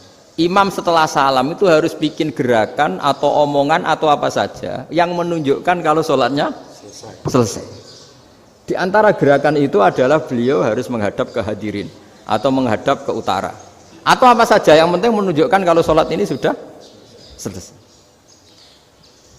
Itu fikih. Jadi fikih itu cara menganalisis itu memang unik. Karena kalau Nabi tetap seperti itu, posisi pancet seperti itu, maka orang yang baru datang mengira Nabi masih sholat. Nah, pertanyaannya kalau mereka sudah takbir, malah sholatnya tidak sah. Kenapa tidak sah? Menggantungkan sholat atau mengikatkan sholatnya dengan orang yang sudah tidak sholat. Jadi menjadikan orang yang nggak sholat sebagai imamnya kan nggak boleh. Maka Nabi harus memaklumatkan dengan gerakan itu bahwa beliau sudah tidak sholat. Karena orang datang dari berbagai daerah. Jadi nganalisis fikih, fiqhul hadis namanya. Itu ulama itu mau tidak mau debat karena pertanyaannya itu kenapa ya memang mau apa karena yang namanya sosial itu yahtamilu muhtamilatin ada sekian kemungkinan makanya dalam madzhab istimbat itu ketika Nabi sedekah pakai tamer pakai kurma itu ulama mesti ngitungnya tuh kut itu makanan pokok. Sehingga Imam Syafi'i mengatakan kalau di Indonesia pakai beras misalnya karena kutil balad Indonesia itu beras. Oke, Imam Syafi'i mainstream. Tapi ketika era Yusuf Qaradawi di Al-Azhar di Mesir sana, ulama-ulama mulai usil. Sama sih ingat Mbah Mun sering gejlokan, lah iya petani gabah, petani padi wis melarat wajib zakat. Petani cengkeh, kakao, suga-suga wajib zakat hanya karena yang ditanam tidak makanan pokok. Jadi mulai ada ulama mulai gerah lah kalau bahasa politiknya mulai gerah. Yang petani miskin gara-gara yang ditanam padi wajib zakat. Yang orang-orang di sana misalnya di Sulawesi karena tanamannya kakao atau cengkeh tidak wajib zakat karena bentuknya tidak makanan pokok. Geger kan di Al-Azhar geger. Akhirnya hampir semua ulama berpendapat ya sudah sekarang ketika Nabi menzakati makanan pokok itu jangan dihitung sebagai makanan pokok. Wa mimma akhrsna lakum minal ard. Apa saja, ma itu apa saja. Makanya kata Yusuf Qaradawi, ma itu apa saja. Makanya semua tanaman yang menghasilkan uang itu wajib zakat. Nah, masalahnya kitab-kitab Syafi'iyah itu sudah mamlu'ah, sudah penuh dengan penjelasan misalnya fala zakata fil khadrawat, maka enggak perlu zakat untuk kayak kangkung, semangka dan sebagainya. Nah, lalu kiai-kiai angkatan modern kayak Mbah Mun itu sering dapat masukan, saya pernah dengar sendiri. Yai, Saya ini punya sawah 1 hektar, tak tanamin padi, itu nggak pernah kaya saya. Sekarang tak tanamin kangkung malah saya kaya, karena tiap 3 hari panen tak kirim ke Jakarta. Itu orang Indramayu yang tanya. Jadi gak tanam padi gak pernah kaya, tanam kangkung kaya. Nah, karena dia orang soleh, kalau zakat boten. Mau diwajibkan zakat tidak makanan pokok, mau tidak wajib dia kaya. Semenjak itu perubahan di Indonesia ikut. Akhirnya ada zakat, pokoknya asal tanaman yang 1 nisab ya wajib zakat. Masih ada debat lagi. Ketika nanam ingin dipanen, itu dia petani apa pedagang? Karena nanti perdebatannya ikutnya zakat zuruk, zakat tanaman apa zakat pedagang. Kalau sampean nggak pernah debat berarti sebenarnya Anda tidak dosen Islam ini. Berusaha nggak pernah diskusi fikih apa Islam. Karena saya berkali-kali punya tamu itu begini, Gus saya ini pedagang melon, tapi dia penanam melon, jadi pedagang yang agak ingin badi banyak. Itu caranya gini Pak Rektor, saya misalnya pedagang melon, daripada saya kulak di pasar atau dari petani sudah mahal, nyewa tanah sekian hektar terus ditanami melon. Setelah berhasil ini dia zakatnya tanaman apa zakat pedagang? Karena dia nanam ini mentalnya sudah pedagang. Padahal nanti zakatnya beda kan? Yang 1 2,5%, yang 1 rubul usur sama nisul usur sama usur, 1/10 sama 1/20. Kalau zakatnya zuruk kan 1/10 atau 1/20. Yang 1 rubul usur, kira-kira 2,5. Saya ulang lagi ya. Jadi di era modern itu kita jadi bingung, pedagang tapi gayanya petani tapi hakikatnya. Jadi gampangannya gini ya, kalau saya pedagang beras, kok saya kaya raya, itu mendingan nyewa sekian hektar untuk ditanamin beras, padi ya, daripada tengkulak, daripada beli. Akhirnya perdebatannya, ini zakatnya pakai apa? Misalnya tebu, misalnya petani tebu. Oh jelas kalau jual nanam tebu itu ingin dijual. Masa apa tiga es tebu berhektar-hektar? Kira-kira kalau menurut jenengan ini zakatnya zakat apa? Tijarah apa zakat tanaman? Mentalnya tijarah, mentalnya pedagang. Nah ini saya hanya mau cerita. Khilaf, kadang-kadang orang angen-angen. Khilaf itu nggak mungkin enggak. Ya sama seperti NU dan Muhammadiyah selalu khilaf awal Ramadan. Itu memang nggak bisa nggak khilaf. Misalnya begini, saya beri contoh ya. Karena kadang yang khilaf juga nggak pernah belajar. Lucu kan? Tak beri contoh ya. 2001 itu abad keberapa coba? Tahun 2001. Abad 21 abad 20? Abad 21. Jadi meskipun terpaut 1 tahun, padahal abad itu 100 tahun. Nah, pikirannya orang-orang Muhammadiyah seperti itu. Hilal kalau sudah melewati garis ufuk, meskipun setengah derajat atau 1 derajat itu sudah ikut bulan berikutnya, sehingga ya sudah meskipun sekian derajat sudah dianggap Ramadan. Nah pikirannya orang NU enggak, harus ru'yah bil fi'li. Itu sebetulnya lagi-lagi sebenarnya enggak masalah NU dan Muhammadiyah, itu di kitab-kitab ya seperti itu. Kita ini enggak biasa goblok ya, artinya kita yang keluarga kiai tahunya kunut mazhab Hanafi, enggak kunut mazhab Syafi'i, tapi tahu-tahu ini mazhab NU, ini mazhab itu aneh itu menurut kita ini anggap apa? Mana ada Muhammadiyah jadi mustahid, mana ada NU jadi mustahid. Jadi sebetulnya orang tahu semua lah kalau Abu Hanifah itu tidak kunut, Imam Syafi'i itu kunut. Imam Syafi'i pernah main di masjidnya Abu Hanifah ya tidak kunut, ditanya kenapa tidak kunut? Jenengan itu presiden kunut, tidak sanggup mati Abu Hanifah. Dulu dia biasa aja. Sekarang geger, ya karena tidak punya kegiatan. Sebenarnya itu nggak masalah, mulai dulu biasa. Saya teruskan ya. Nah, menurut mayoritas ulama nunggu ru'yah bil fi'li. Ru'yah bil fi'li itu gini. Mata telanjang bisa melihat karena agama ini menggantungkan perintah itu sama melihat. Kalau kamu tidak melihat itu bagaimana kena hukum? Ibarat gini, Pak Rektor datang ke rumah saya tapi saya nggak tahu. Kena nggak saya hukum harus menghormati? Dia datang nggak sembunyi-sembunyi. Saya kena hukum harus menghormati ya kalau melihat, kalau enggak ya enggak. Tapi Pak Rektor tetap bilang Loh, tapi saya hakikatnya datang, jadi saya datang itu. Itu kan ribet. Akhirnya ya sudah, itu nggak ada khilaf sampai mati ada khilaf karena yang satu menggantungkan hukum itu digantungkan sama tahu. Kalau tidak tahu ya, misalnya baju saya ini hakikatnya ada najis, pas sholat saya tidak tahu, sholat saya sah apa tidak? Sah, karena hakikatnya ya memang saya tidak tahu, tapi hakikatnya ada najis apa tidak? Ada. Ya sudah, itu sama-sama masuk akal. Ada lagi khilaf yang senam otak. Fasyamu salasati ayamin fil haji wa sab'atin idza raja'tum. Singkat cerita ada satu pelanggaran haji yang kata Allah kafarohnya itu puasa 3 hari sama 7 ketika kamu pulang, idza raja'tum, ketika kamu pulang. Dalam mazhab Syafi'i yang namanya pulang itu yang haji sudah sampai rumah. Di mana-mana pulang itu ya sampai rumah. Dalam mazhab Abu Hanifah enggak, ketika orang sudah balik kanan dari Arab Saudi, dari Mekah, ya namanya sudah pulang. Misalnya gini, ini Pak Rektor pamit saya, Pak Haris. Gus, Pak Haris mana? Ya sudah pulang kata saya, padahal sampai pandangan sampai depan. Tapi bagi keluarganya belum pulang. Lalu idza raja'tum ketika pulang itu bahasanya siapa? Bahasa istrinya apa bahasa yang ditamoni? Kamu ditamoni orang, terus kamu tamunya mana? Sudah pulang. Tapi tanyakan istrinya, belum pulang. Khilaf-khilaf gini kok jadi geger itu kan goblok banget maksudnya itu. Jadi biasa, gini itu biasa. Jadi ya karena memang ini bukan masalah akidah, ini masalah furu'iyah, masalah fikih itu masalah furu'iyah. Mau tidak mau harus beda. Misalnya di sholat juga gitu. Wa ayu qu'udin qu'adal musolli sokat sholatu. Duduk dengan gaya apapun itu sholatnya sah.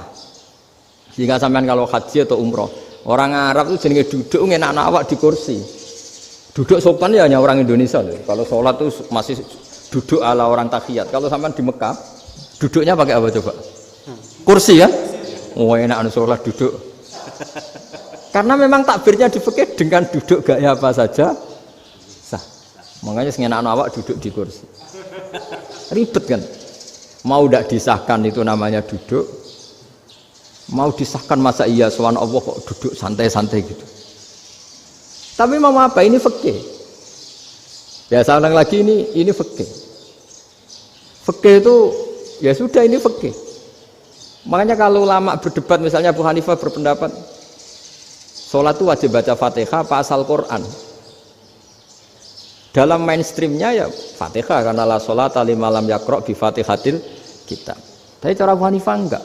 Faqra'u ma tayassara minal Qur'an, bacalah apa saja yang mudah bagi kamu, asal itu Quran. Sementing gak gending Jawa, gak nyanyi lah gitu. Ya sudah mau apa coba? Jadi ya susah memang kalau fikih itu ya sudah seperti itu. Ada lagi yang masih ekstrim misalnya.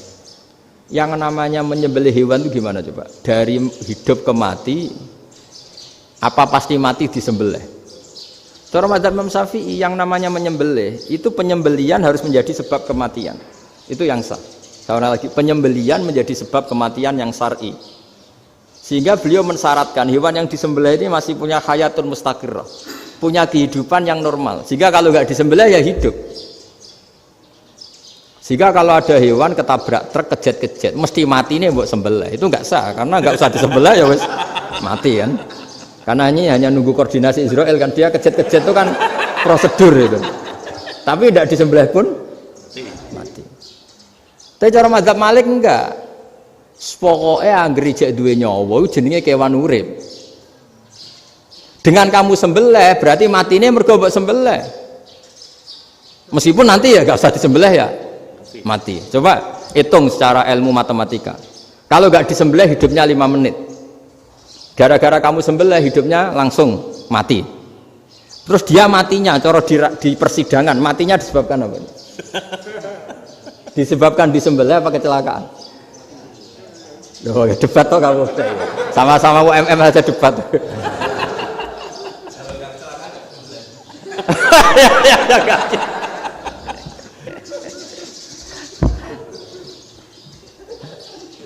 Loh saya pernah Mas ngalami nyata itu. Saya jalan-jalan sama anak saya pakai motor.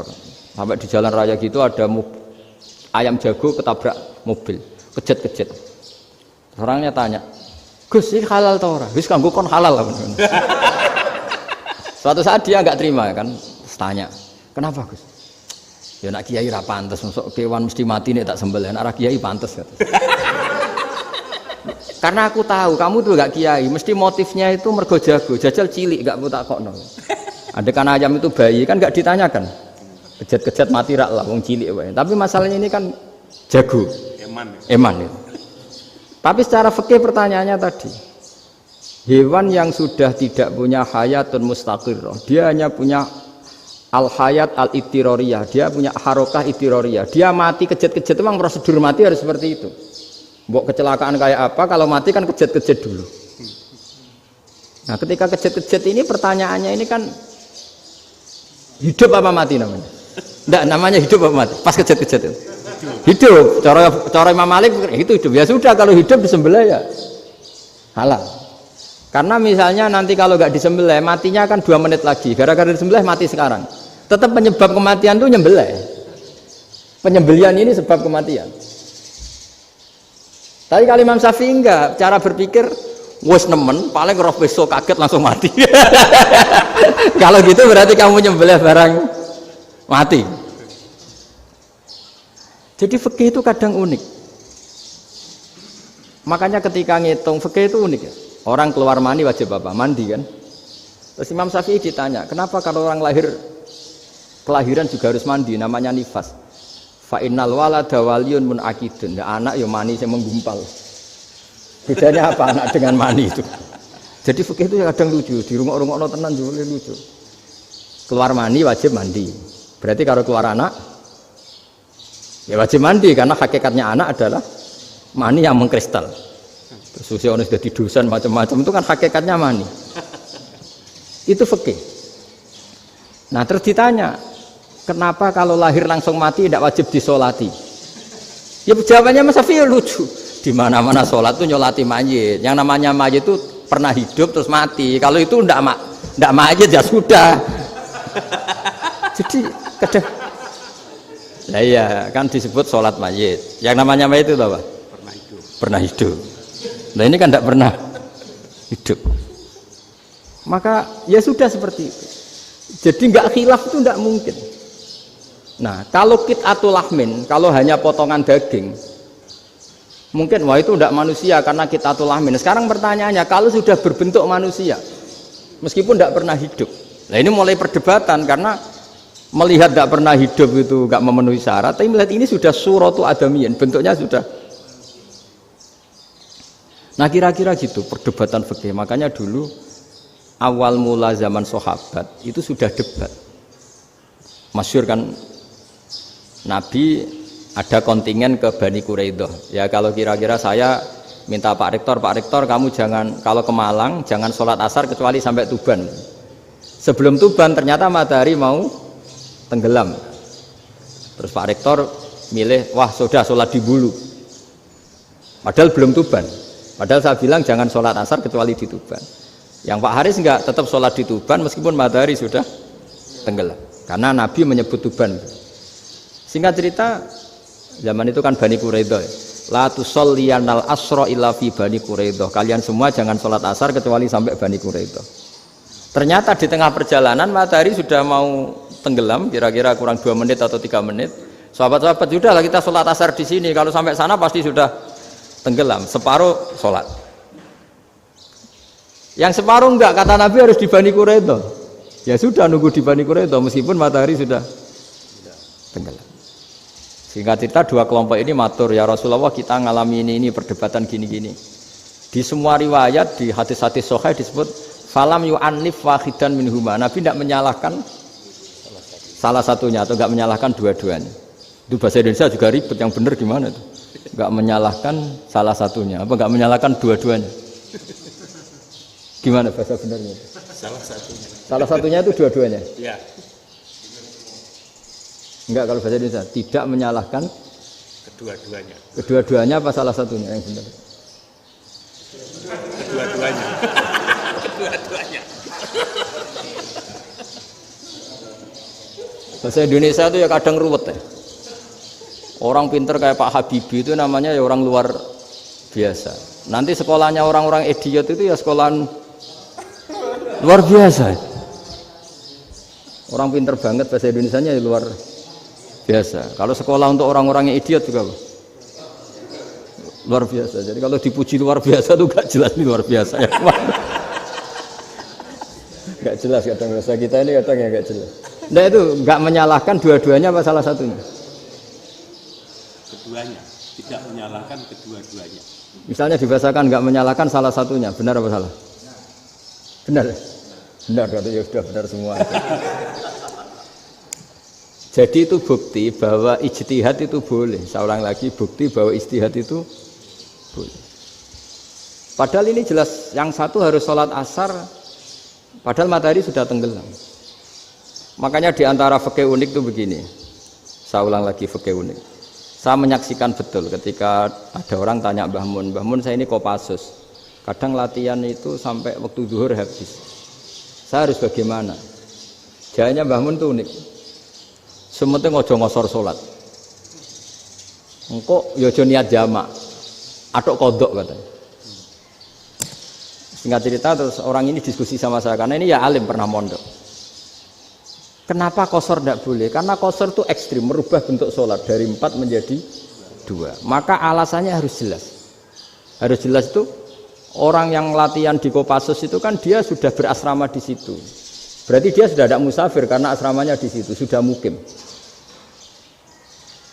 Kalau dia kosor itu merubah bentuk sholat dari 4 menjadi 2. Merubah itu ekstrim. Tapi kalau dia qadha itu hanya mengakhirkan sholat dari waktunya. Kira-kira kalau kamu jadi malaikat ekstrim mana? Merubah sama menunda?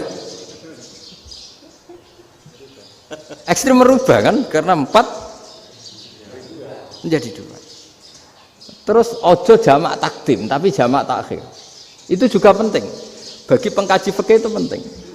Kalau jamak takhir itu salah-salah sidik ora pati popo. Kenapa? Kan mirip duhur qadha. Kalau jamak takhir kan. Tapi kalau jamak takdim asar kok di waktu duhur, ekstrim mana? Perubahan takhir sama takdim itu ekstrim mana? Ekstrim takdim karena melakukan sesuatu belum waktunya. Belum waktunya. Jadi itu memang ya memang tadi kajian-kajian fikih itu memang unik. Karena bagi ahlinya, saya ulang lagi tapi ini saya ulang lagi bagi ahlinya. Makanya ketika Nabi menjamak sholat ketika nusuk, ketika haji itu kata Imam Syafi'i lis safar. Karena Nabi pergi jauh karena rumahnya Medina. Tapi resikonya fatwa itu adalah orang Mekah nggak boleh jamak karena kawasannya nggak sampai 90 kilo lah kalau sekarang mungkin. Tapi kalau tahu Imam Malik nggak, jalin nusuk sehingga orang Mekah pun yang haji ya boleh jamak karena alasan jamaknya karena nusuk, karena haji bukan karena jarak. Terus diteruskan lagi. Kalau karena pergi boleh jamak, memangnya pergi itu kenapa? Karena repot. Ya itu masalah kan masyakoh. Nah, terus mulai ada orang-orang yang ngawur kan resepsi jamak, ribet. Wes resepsi duit utangan kan capek. Wah itu sudah jamak. Ribet kan. Jadi kalau sudah illatul hukmi itu sudah mesti bikin masalah. Kalau sudah illatul hukmi itu pasti bikin masalah. Nah, pertanyaannya jamak itu masih gampang karena bentuknya sholat masih 4. Yang ekstrim kalau qasar karena bentuk sholat 4 menjadi 2. Maka kata Mbah Mun pesennya nak kue ra mesti benere jika alasan itu tidak mesti benarnya. Pokoknya sementing tidak qasar katanya. Juga tidak jamak takdim karena qasar ini kan merubah bentuk sholat kan ekstrim. Jamak takdim juga ekstrim karena mendahulukan sholat sebelum waktunya. Kalau jamak takhir kan biasa, kalaupun salah kan mirip kodok. Ya mirip kodok biasa kan. Nah ini saya cerita, jadi fikih itu bagi ahlinya itu memang punya konsekuensi yang seperti itu. Makanya pertanyaannya misalnya bagaimana hukumnya penyembelihan lewat mesin? Ya ribet kan. Bagaimana nyembelih dari apa ini? Belakang. Saya baca di kitab-kitab nyembelih dari belakang itu ya hukumnya tetap boleh asal apa itu hulkum dan mari itu terpotong. Tapi pertanyaannya, jangan-jangan ayamnya sudah kaget dulu karena uratnya ini. Makanya perlu ditanya ahli medis, setelah uratnya tercabut ini jangan-jangan sudah berstatus mati. Kan potensi ketika dipotong dari sini, potensi sudah berstatus mati. Makanya, nah kalau misalnya menyembelih dengan dibacok, gitu langsung mati gimana? Itu tetap ada dohtoh, dalam bahasa fikih dohtoh. Dia terkaget, begitu, ada dohtoh karena nggak bisa bernafas terus mati. Berarti kelangsungannya bangkai. Jadi orang yang pengkaji fikih itu ya seperti itu, memang itu yang ditekuni. Tapi kita sebagai orang awam ya tadi, nak sing kecelakaan itu wedhus, ayam jago ngeman, tapi nak pitik cilik ikhlas.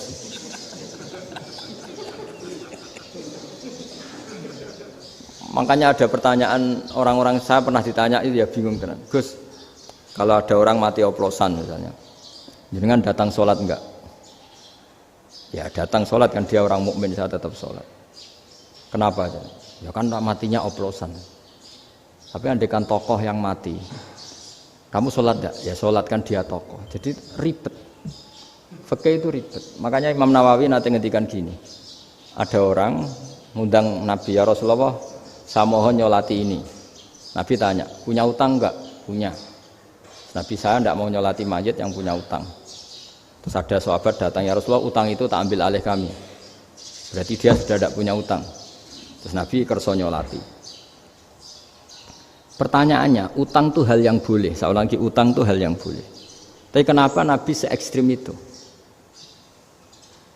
Tapi ketika Nabi mau kondur itu ngendikan gini, ini PR ya bagi UMM ini PR ya. Nabi sebelum kondur bilang gini, sallu ala sahibikum. Jong saya tidak nyolati ini, tapi tolong ini disolati. Terus kata Imam Nawawi, dianalogikan atau dikiaskan siapapun pelaku dosa besar atau mati dalam keadaan tidak benar, misalnya pas dugem mati, pas oplosan mati, itu sebaiknya tokoh-tokoh itu enggak nyolati karena nanti dianggap penghormatan. Misalnya ketua PP Muhammadiyah rektor nyolati wong mati oplosan kan keren. Mati oplosan disolati rektor. Ya sudah, tapi kalau nggak disolati nanti ada tradisi yang keliru, yaitu janazatul muslim tidak ngalami disolati. Padahal siapapun yang muslim janazahnya harus disolati. Makanya setengah-tengah ya rasa rektor lah, satpam pokoknya kudu tetap ada yang sholat gitu. Itu kata Imam Nawawi. Jadi ketika ada orang mati nggak benar, itu sebaiknya tokoh-tokohnya nggak ikut nyolati, tapi awamun nas, orang kebanyakan ikut sholat. Jadi fikih itu agak jelimet karena tadi ketika tokoh ini nyolati, pertanyaannya bedanya apa mbek sing mati ning masjid mbek mati oplosan? Karena sama-sama semua orang nyolati kan tidak ada sanksi sosial itu. Tapi ketika nggak disolatkan sama sekali, wah lebih parah lagi. Ini ada janazatul muslim tidak disolati. Sehingga kata Imam Nawawi ini hebatnya Nabi tengah-tengah. Jadi Nabi kundur. Jong saya tidak nyolati tapi sallu ala sahibikum. Ya tapi ini kamu harus nyolati. Kata Imam Nawawi, orang yang mati bunuh diri, orang yang mati oplosan, orang mati secara enggak benar itu asal dia muslim tetap wajib disolati karena sholat ini hakul muslim. Kan seorang muslim diantara haknya apa? Ketika mati dikafani, dimandikan, disolati. Tapi ini masalahnya matinya pas murtakibul kabiroh, pas melakukan dosa besar, dan itu sebab kematiannya. Kalau dia oplosan kan sebab matinya ya karena oplosan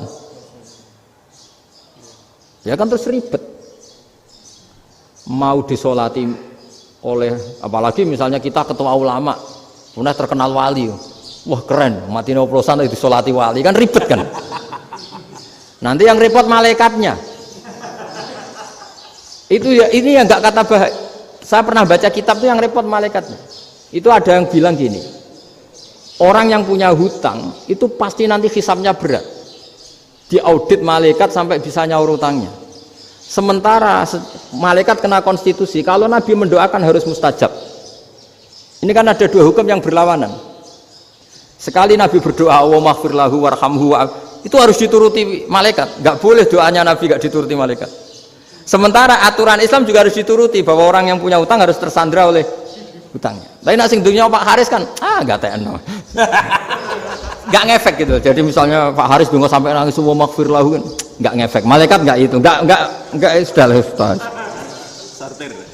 Tapi kalau Nabi yang berdoa kan harus dituruti, ini masalahnya kan itu. Nah kalau diturutin berarti hutangnya harus bebas. Padahal secara aturan harus tersandra karena punya hutang.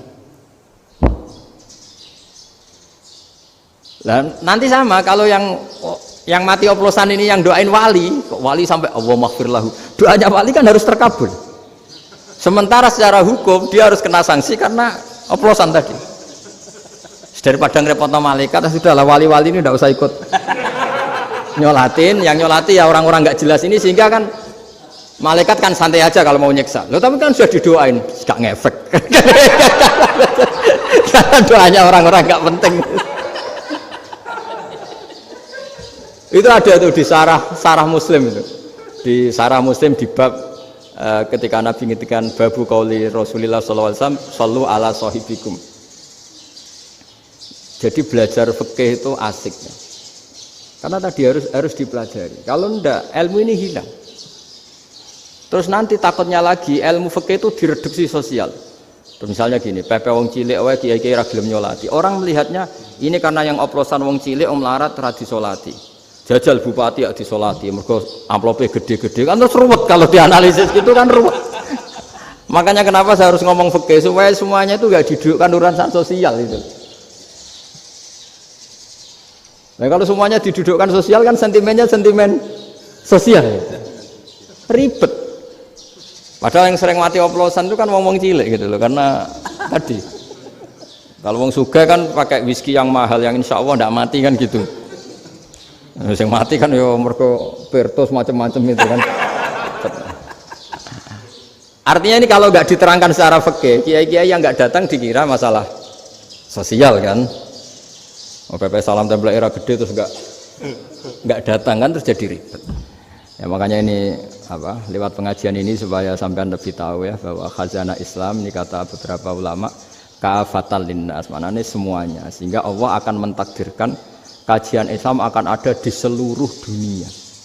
Jadi kenapa IAIN marak di Indonesia, UMM, Universitas NU banyak, karena agama ini kafatal linnas, tidak miliknya orang Arab tapi milik semua. Orang alimnya juga gitu. Ketika ada liga alim seluruh dunia, itu orang Indonesia, orang Afrika, ya selalu ada orang alim yang kelas dunia. Seperti dulu ada Imam Bukhari, itu as-sakhul kutub ba'da kitabillah. Kitab terbaik setelah Quran itu Bukhari. Padahal dikarang oleh orang Uzbek. Kata siapa? Islam As-Sofyan, orang Arab ngakui kalau kitab paling sahih itu Bukhari. Mekah Madinah pun ngakui kalau kitab paling sahih Bukhari. Padahal pengarangnya ada orang Arab. Orang mana?